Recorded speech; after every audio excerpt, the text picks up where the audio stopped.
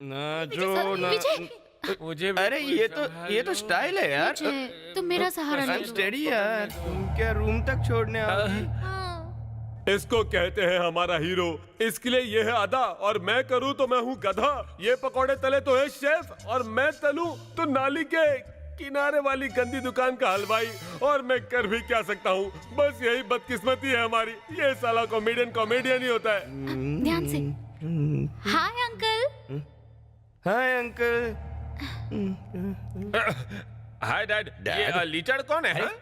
ये तुम्हारे डैड है? और क्या, 2 पैग और पिला, तुझे अनारकली बना क्या बोल रहा है? दारू तेरे सिर पर चढ़ गई है। चढ़ तो वो लोग रहे हैं। बता भी है तू क्या बक रहा है? रात भर सड़क पर क्यों घूमता रहता है? सड़क पर नहीं, जन्नत कहिए मुगले आजम। विदेशी दारू, विदेशी परियां। आहा आहा, थैंक यू विजय। अगली बार आप भी आना, ठीक है? बहुत ज्यादा बोल रहा है। अनारकली, तुम भी एक आइटम नंबर कर लेना।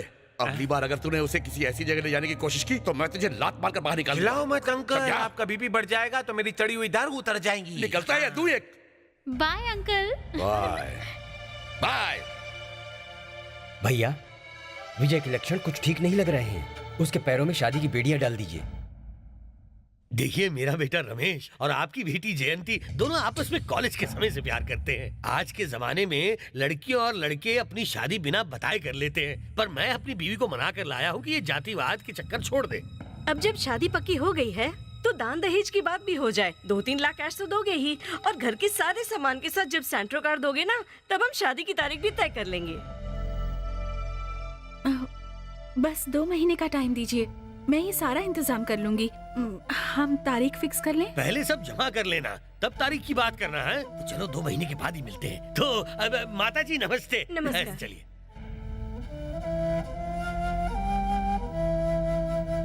प्रिया, वैसे ही हम 2 महीने से घर का किराया नहीं दे पा रहे हैं। अब हम तैयारी कैसे करेंगे, वो भी सिर्फ 2 महीने में? वो लालची लोग हमसे ये सब मांग रहे थे, तभी तुम्हें मना कर देना चाहिए था। मांगने वाले वो लोग बेवकूफ नहीं हैं, हमारी लड़की है।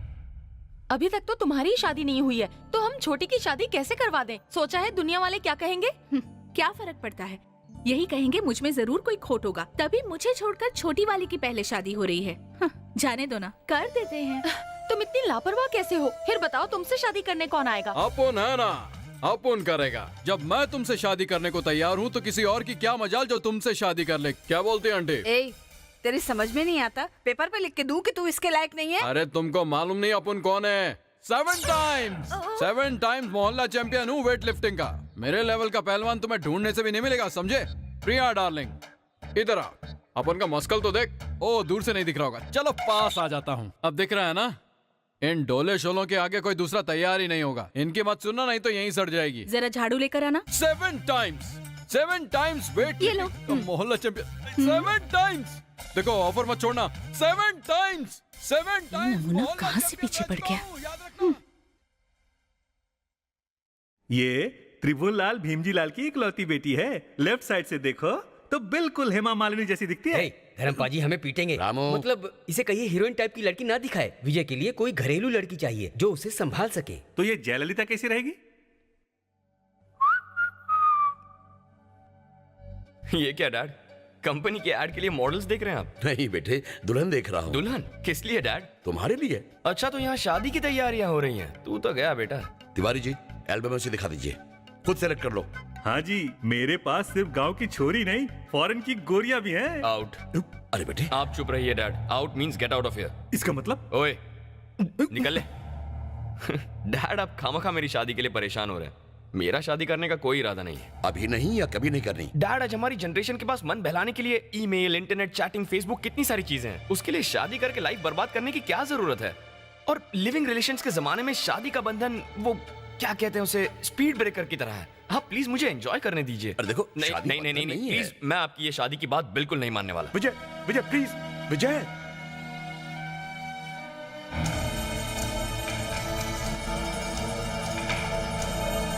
भैया भैया, ये क्या कर रहे हैं? मुझे इस तरह जीने से तो अच्छा कि मैं पी के मर भैया जाऊं। भैया, मेरी बात छोड़ सुनिए। मुझे। भैया, ये अच्छा नहीं है हाथ आपके लगा लिए। मुझे। चल भैया, चल, हट जा, हट। डैड डैड चल चल, छोड़ मुझे। विजय, तू बीच में मत पड़ा। मैं अकेला ही रहा हूँ और अकेला ही मरूंगा।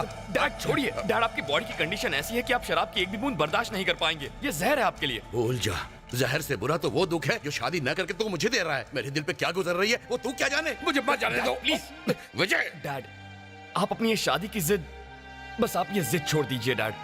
इसके अलावा आप मुझसे जो भी करने को कहेंगे मैं कर लूंगा। अरे भूल जा, एक रिक्शा वाला भी जो दिन रात मेहनत करके 100-200 रुपए कमाता है, वो भी अपने बेटे की शादी करके ढेर सारी खुशियां पाता है। और तेरा बाप अरबोपति है, जिसकी फैक्ट्री है, बिजनेस है, बंगला है, कार है, सारे ऐशो आराम है। पर इन सब का क्या फायदा? मैं अपने बेटे की शादी की इच्छा भी पूरी नहीं कर सकता, घर का चिराग पाने की उम्मीद नहीं कर सकता, अपने पोते पोतियों को भी नहीं खिला सकता। तो ऐसी जिंदगी जीने का क्या फायदा? एक तन्हा जिंदगी। विजय, जब तेरी माँ की तरह मैं भी मर जाऊंगा तो तुझे टोकने वाला कोई नहीं होगा। तब तू जैसे चाहे जी लेना। You can enjoy your life whichever way you like. ना ये बोतला, प्लीज प्लीज।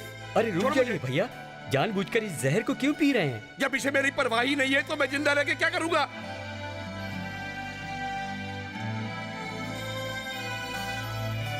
डैड, मैं शादी के लिए तैयार हूं। डैड, आप जो लड़की पसंद करेंगे मैं उससे शादी कर लूंगा, पर मेरी एक शर्त है। वो शर्त यह है कि मैं बस 1 साल के लिए शादी करूंगा। बस 1 साल के लिए? अगर 1 साल के लिए मैं अपनी शादीशुदा जिंदगी से खुश रहा तो फिर मैं उसी लड़की के साथ आगे की जिंदगी बिता लूंगा, वरना डिवोर्स। ऐसी बेवकूफी भरी कंडीशन पर कौन लड़की तैयार होगी? मैं शादी उसी लड़की से करूंगा जो ये शर्त मान लेगी, वरना शादी की बात ही मत कीजिएगा, ठीक है? लगता है पागल हो गया है लड़का।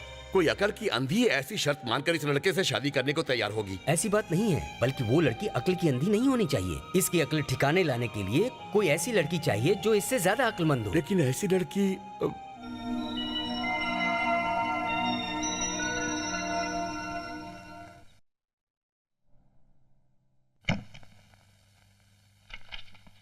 Good morning sir. Good morning, take your seat. बताओ क्या खबर है? सर, हमारे ऑर्डर लेटर भेजते ही बैंक पैसा रिलीज कर देगा, आप बस साइन कर दीजिए। तो एक काम करो, अपना इस्तीफा साइन कर दो। तुमने सुना नहीं? रेजिग्नेशन लेटर साइन कर दो। सर पर मेरी गलती क्या है? बताता हूँ। इंडस्ट्रियलिस्ट विश्वनाथ की बहू अपने ही ऑफिस में पीए की नौकरी करेगी तो लोग मुझे उल्लू का पट्टा नहीं कहेंगे क्या? इसीलिए कहता हूँ इस्तीफा दे दो। अगर नहीं चाहती तो कोई बात नहीं। ये बात नहीं है सर, इस वक्त मेरी फैमिली की पोजीशन ऐसी नहीं है कि मैं अपनी शादी के बारे में कुछ भी सोच सकूं सर। डोंट वरी प्रिया, आज और अभी से तुम मेरी बहू हो। तुम्हारी फैमिली मेरी भी तो फैमिली हुई ना। घबराओ नहीं, बस हाँ कर दो प्लीज। ओके। हुर्रे! तू इतने दिन थी कहाँ, मैं ढूंढता ही रहा। टा-टा-टा-टा। तुमने तो मेरी सारी चिंता ही मिटा दी। मैं दुनिया का सबसे सुखी आदमी हूँ। तुम एक काम करो, इसी वक्त जाकर विजय से मिल लो और तुम दोनों आपस की सारी अंडरस्टैंडिंग बना लो। मैं उसे फोन करके बताता हूँ कि तुम आ रही हो। यू गो, तुम जाओ और उससे मिलो। टा-टा-टा-टा-टा-टा। क्या करूँ, कंट्रोल ही नहीं होता। मैं बहुत खुश हूँ।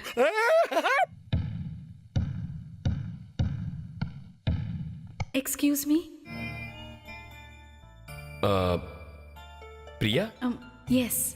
आ जाओ। डैड ने फोन करके बताया था। छोटा नाम सुनकर मैंने सोचा कि लड़की भी छोटे कपड़ों वाली होगी। कोई बात नहीं, तुम्हें इस तरह साड़ी में देखकर मुझे अपनी माँ की याद आ गई। वैसे तुम्हें हमारी अग्रीमेंट के बारे में तो पता है ना? कैसी अग्रीमेंट? हमारी मैरिज अग्रीमेंट। Marriage agreement? उन्होंने तो कुछ नहीं बताया। घबराओ मत, सिंपल कंडीशन है। देखो, हमारी शादी बाकी आम शादियों जैसी ही होगी, लेकिन हम पति पत्नी होंगे सिर्फ 1 साल के लिए। बात यह है कि लाइफ में मैं किसी तरह की कमिटमेंट पसंद नहीं करता, इंक्लूडिंग मैरिज। और अगर इस 1 साल में तुम पसंद आ गई और मुझे ऐसा लगा कि तुम्हारे साथ पूरी जिंदगी बितानी चाहिए, तो मैं अग्रीमेंट कंटिन्यू करूंगा। That's my condition. इतनी देर से मैं ही बकबक कर रहा हूँ, तुम भी तो कुछ कहो ना। तो आप सीधे सीधे क्यों नहीं कहते कि मैं आपको अच्छी लगी और आप 1 साल के लिए मुझे अपनी रखेल बनाकर रखना चाहते हैं? रखेल? रखेल मतलब? फॉरेन में पढ़कर आए हो ना, इसीलिए रखेल का मतलब नहीं जानते। रखेल को तुम्हारी भाषा में कीप कहा जाता है। क्या मैं कोई बच्चा हूँ जो कीप और वाइफ का फर्क नहीं समझूंगा? मेरा मतलब वो बिल्कुल नहीं था। अरे शादी में वो काला सा धागा पहनते हैं ना, क्या कहते हैं? सूत्र। मंगलसूत्र भी पहना होगा, पर शादी का हमारा बंधन होगा 1 साल का। 1 साल के लिए मुझे अपनी टेम्परेरी बीवी बनाकर रखना चाहते हो? सुनो, रुको 1 मिनट। तुम फालतू में टेंशन लेकर चिल्ला रही हो। मेरे डैडी ने जैसे शादी के लिए मजबूर किया वैसा मैं नहीं करूंगा। अगर शादी नहीं करनी है तो तुम मना कर सकती हो और वापस जाकर डैडी की पीए का काम संभाल सकती हो। क्योंकि मैं आपकी कंपनी में काम करती हूँ तो इसका मतलब ये नहीं कि मैं आपकी और आपके पिता की हर नाजायज मांग पूरी करूँ। मुसीबत में हम अपना घर बेच सकते हैं, घर का सामान बेच सकते हैं, लेकिन कितनी भी मुसीबत आने पर हम पैसे के लिए खुद को नहीं बेच सकते। आप किसी और को ढूंढ लीजिए।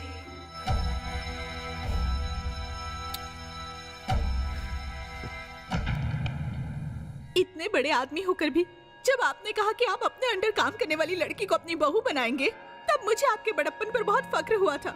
उसी तरह आप अपने बेटे का मन बहलाने के लिए अपनी ऑफिस से एक गरीब लड़की को भेजना चाहते हैं। मुझे आपसे ये उम्मीद नहीं थी। प्रिया, तुम मुझे और जलील मत करो। मैंने तुम्हें धोखा देने के बारे में कभी नहीं सोचा था। तो फिर ऐसा क्यों किया? आपने ये क्यों नहीं बताया कि आपका बेटा एक ऐसी शादी करना चाहता है जो 1 साल के अग्रीमेंट पर टिकी हुई है? संसार में किसी भी बाप ने ऐसी मुसीबत नहीं झेली होगी। तुम्हें क्या बताऊं, वो अपनी माँ की कमी महसूस न करे इसलिए मैंने उसे पढ़ाई के लिए अमेरिका भेज दिया। हाँ, लेकिन अपने देश में न रहने की वजह से वो अपनी संस्कृति से दूर चला गया है। उसे ये भी नहीं मालूम कि एक मामूली धागे में और मंगलसूत्र में जमीन आसमान का फर्क होता है। उसके लिए मंगलसूत्र एक धागा है, जिस धागे को जब मन करे तब पहन लो और जब मन करे उतार दो तो कोई फर्क नहीं पड़ता। इसलिए मुझे समझ में नहीं आ रहा था कि मैं उसे शादी के लिए कैसे मनाऊं, सही गलत दोनों का फर्क कैसे समझाऊं। मां भी तो नहीं है जो उसे समझाए। तभी तुम मुझे देखी। अगर तुम उसकी बीवी बन जाओ तो उसे सुधारने के लिए 1 साल नहीं, बस 1 मिनट काफी है। इसीलिए मैंने तुम्हें एग्रीमेंट के बारे में नहीं बताया। पर आपने मुझे यूज किया, मेरी गरीबी का फायदा उठाया, अपने बेटे के लिए मेरी जिंदगी दांव पर लगा दी। मैं आपको कभी माफ नहीं कर सकती। 1 साल के लिए आपके अमीर बेटे की रखेल बनने से बेहतर है कि मैं कहीं जाकर आत्महत्या कर लूं। मैं जा रही हूँ सर। Thank you sir.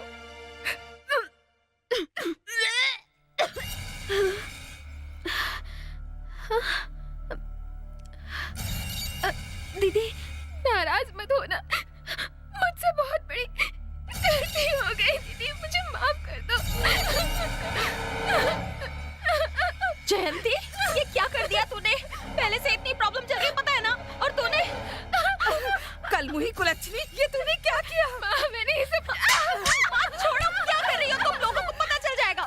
इसने ऐसी गलती की है कि समाज में छुप ही नहीं सकती। ये सब तेरी वजह से हुआ है। खुद तो ससुराल से आ गई और छोटी बहन को भी बिगाड़ दिया। कब पीछे छोड़ेगी? और ये शादी हुई नहीं और उससे पहले ही गर्भवती हो गई है। मैं मर क्यों नहीं जाती? तब जाके मुझे शांति मिलेगी। दीदी, दीदी, दरवाजा खोलो। शंकर, दीदी, दीदी दरवाजा खोलो। दीदी दरवाजा खोलो। दीदी, अरे हटो, मैं दरवाजा तोड़ती हूँ। लाओ मैं तोड़ता हूँ। दीदी,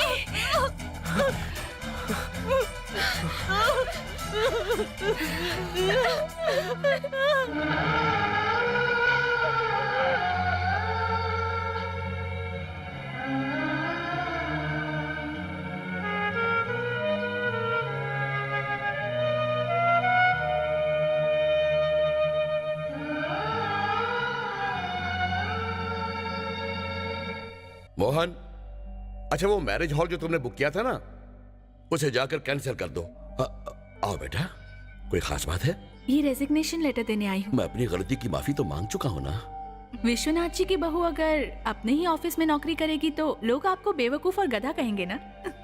इसीलिए रिजाइन कर रही हूँ। यू मीन शादी के लिए तैयार हो तुम? जी। Yahoo! I am sorry, relax. जरा रुको, एक सेकंड। मोहन, रहने दे यार। तूने बुकिंग कैंसिल तो नहीं की ना? सुन, कंफर्म कर दे, डबल कंफर्म, फुल पेमेंट दे दे, शादी पक्की।